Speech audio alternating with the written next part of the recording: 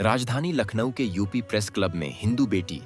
बचाओ संघर्ष मोर्चा द्वारा एक युद्ध लव जिहाद के विरुद्ध अभियान के अंतर्गत आगामी 19 अप्रैल को होने वाले विशाल महापंचायत के संबंध में एक प्रेस वार्ता का आयोजन किया गया। इस महापंचायत के द्वारा सरकार प्रशासन से मांग की जाएगी कि लव जिहाद के मामलों में कठोर कार्रवाई करते हुए दोषियों को सबसे सख्त सजा दी जाए, ताकि सामान में वह का माहौल खत्म हो और बेटियां सुरक्षित रह सकें। आज राजधानी बेटी बचाओ संघर्ष मोर्चा द्वारा एक प्रेस वार्ता का आयोजन किया गया, जहाँ पर बेटियों को जो लव जिहाद के मामले हैं जिसमें लगातार फंसाया जा रहा है, उसको लेकर आज जागरूकता का कार्यक्रम आयोजित किया गया। उसको लेकर क्या कुछ कहेंगे? हाँ, बहुत ही गंभीर विषय है। जैसा कि आज आपके सामने प्रेस मीट में एक कंफर्म हुआ कि काफी लोग ने अपनी राय व्यक्त की, और ये विषय केवल हमारे और आप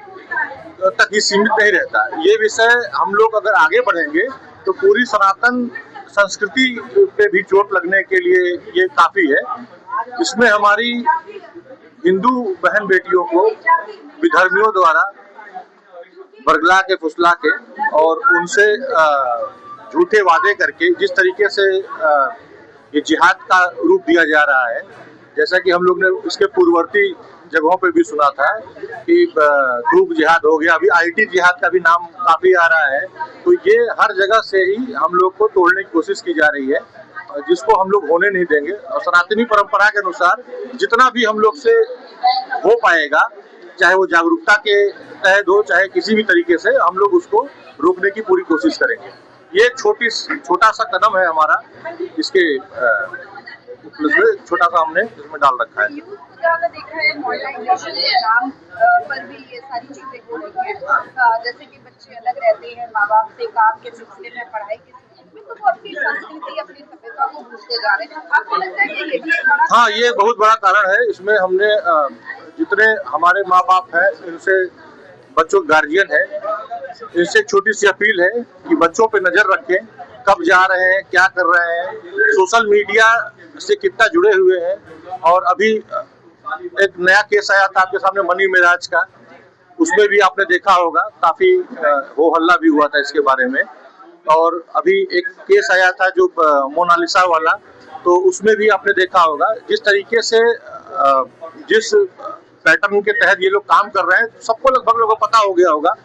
बहुत लोगों ने टेरर स्टोरी 1 और 2 भी देखी होगी, उसमें भी लोगों को ये जहां तक हो सकता है कि जानकारी हो गई होगी कि मतलब किस तरीके से इन लोग ने ब्रेन वॉश का काम किस स्तर से किया जा रहा है। तो माँ बाप को थोड़ा सा इसमें सचेत रहने की जरूरत है,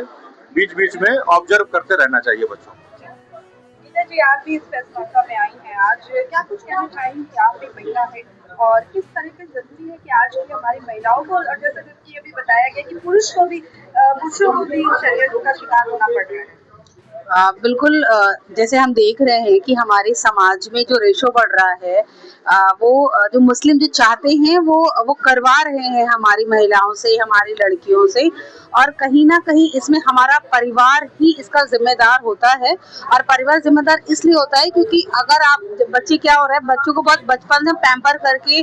उनकी परवरिश कर रहे हैं, उसके बाद जब वो बड़े होते हैं, बच्चे अगर कुछ भी गलत करते हैं और माँ बाप उनको डांटते हैं, तो होता ये है कि बच्चे उनको विरोध करने लगते हैं। वो सोचते हैं कि माँ बाप मेरे दुश्मन है। उसी का फायदा उठाते हैं दूसरे समाज के लोग, दूसरे धर्म के लोग, जो बच्चों को इन्फ्लुएंस करते हैं, लड़कियों को इन्फ्लुएंस करते हैं, उनसे प्यार भरी बातें करते हैं, उनको इतना प्यार दिखाते हैं, इतना अच्छा जताते हैं अपने आप को कि लड़कियों को लगता है कि इनसे अच्छा मेरे लिए कोई नहीं हो सकता, यही मेरे सगे हैं, यही मेरे अपने हैं, ये सही दिशा दिखा रहे हैं। वो भले नाम बदल के शादी करे या बिना नाम बताए भी करे, लेकिन लड़कियों को बस क्या दिखता है कि हमें प्यार मिल रहा है, ये मेरे लिए अच्छा सोच रहा है, ये मेरे लिए अच्छा कर रहा है। तो बस यही कहीं ना कहीं हमारे लिए मुश्किल की घड़ियां हैं। हमारे माँ बाप को, हमारे घर में जितने भी सदस्य हैं, वो बच्चों को जब टीन एज होती है, जब जिस समय इनको जरूरत है माँ बाप की, उस समय वो ध्यान से पेरेंटिंग करे, उस समय काउंसलिंग करे, बच्चा क्या सोच रहा है, कहाँ जा रहा है, कहाँ आ रहा, किससे मिल रहा है, तो वो और बहुत प्यार से उनको फूलों की तरह ही रखे। बचपन से आप फूलों की तरह मत रखिए, बचपन से उन्हें बिल्कुल बनाइए, पत्थर जैसे कहते हैं उस तरह से बनाइए, आप बिल्कुल कठोर बनाइए, लेकिन जब बड़े हो तो उनको उतने ही नाजुक से उनको संवारिए और संभालिए, ताकि वो आपसे इतना इमोशनल अटैच हो जाए कि आपके खिलाफ कुछ गलत कर ही ना पाए। यही मेरा संदेश। सादर अभिवादन,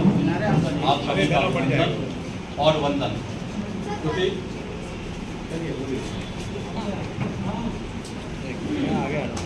आप सभी का अभिनंदन, वंदन और स्वागत।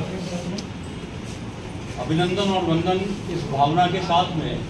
कि आज हिंदू बेटी बचाओ संघर्ष मोर्चा के तहत हम लोग यहाँ पर बैठे हैं। समाज में जो समस्या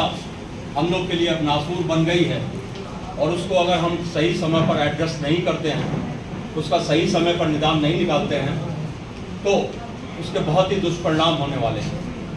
थ्रेट्स जो हम लोग के अपने देश की अखंडता, एकता और संप्रभुता को जो चुनौतियाँ दे रही हैं ताकतें, जो मोडस ऑफ ऑपरेंडी और जो सिंडिकेट्स और जो ऑर्गेनाइज क्राइम के रूप में जो उभरा है लव जिहाद, हम लोग उस समस्या के बारे में आज बात करने के लिए बैठे हैं। ये जो हिंदू बेटी बचाओ संघर्ष मोर्चा है, ये अभी वर्तमान में 17 अप्रैल से लेकर 22 अप्रैल तक लखनऊ, उन्नाव, रायबरेली, बाराबंकी, अयोध्या, गोंडा, बहराइच, बलरामपुर, श्रावस्ती, सीतापुर, लखीमपुर, हरदोई और उन्नाव, ऐसे सब 15 दिनों के अंदर हम लोग 17 तारीख से लेकर 22 तारीख तक एक महापंचायत का आयोजन कर रहे हैं। इस महापंचायत का उद्देश्य इस तरीके से है कि ये जो समस्या अभी हमारे लिए नासूर बन गई है और जो ऑर्गेनाइज क्राइम है उसको शासन, प्रशासन, लॉ और इवन सोसाइटी की तरफ से भी अभी प्रॉपरली ना एड्रेस किया जा रहा है और ना बहुत ही प्रॉपरली उसको आइडेंटिफाई किया जा रहा है। राइट, बहुत सारा वर्ग जो इससे पीड़ित है। लव जिहाद की घटनाएं अगर हम लोग देखते हैं तो आए दिन हर रोज अखबार के अंदर 1, 2, 3 केसेस ऐसे निकलते हैं जो लव जिहाद के अंदर। इसके लिए एक परिभाषा में हम लोग को थोड़ा सा देखना पड़ेगा कि लव जिहाद, जिहाद जो आया शब्द अरबी में, वो आया संघर्ष, एक संघर्ष और प्रयास करना और उसको किसी भी ताकत, किसी भी काम के लिए अपनी ताकत को लगा देना। अभी वर्तमान के अंदर ये पा रहे हैं और उसके जो 4 टूल्स हुआ करते थे कि आप गोली से, दिल से, अपने हाथ से और या फिर तलवार से आप अपने लक्ष्य को हासिल करें। ये जो कुरान में लिखा हुआ है जिहाद, उसका अरबी में अगर आप अर्थ देखेंगे तो ये अर्थ निकल के आएगा। और वर्तमान में ये सब जो चल रहा है जिहाद, कई सारे जिहाद हम लोग ने देखे, अभी धूप जिहाद से लेकर time to time, but love जिहाद जो इस देश की डेमोग्राफी को बदलने के लिए गजुआ हिंद बनाने के सपनों के साथ में जो लोग मंसूबे पाले हुए हैं और उसके अनुसार वो सब लोग जो काम कर रहे हैं, उन चीज़ों को एड्रेस करने के लिए इस महापंचायत का आयोजन है। हम लोग का ये प्रयास है कि एक मोर्चे के तहत हम लोग ने एक ये ओपन अम्ब्रेला रखा हुआ है। Open umbrella in the sense कि समाज में ये किसी एक संगठन विशेष की समस्या नहीं है, ये पूरे हमारे हिंदू समाज की समस्या है। और ये हिंदू समाज की समस्या,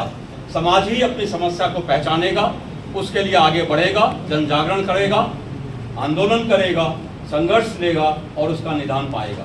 तो समाज के सभी वर्गों को हम लोग ने आमंत्रित किया हुआ है और विभिन्न वर्गों के लोग हमारे साथ में जुड़ के आए हैं। समाज जो आज वोट पॉलिटिक्स के चक्कर में बटा समझ नजर आता है, उसमें भी जो समाजों के, जातियों के भी जो बैनर हैं, उन सब के यहाँ की भी समस्याएं, ऐसी जातियों के समूह संगठन जो भी चल रहे हैं, धर्म के नाम पे चल रहे हैं, सभी लोग हम लोग एक बड़ा मंच बनाने का ये प्रयास है।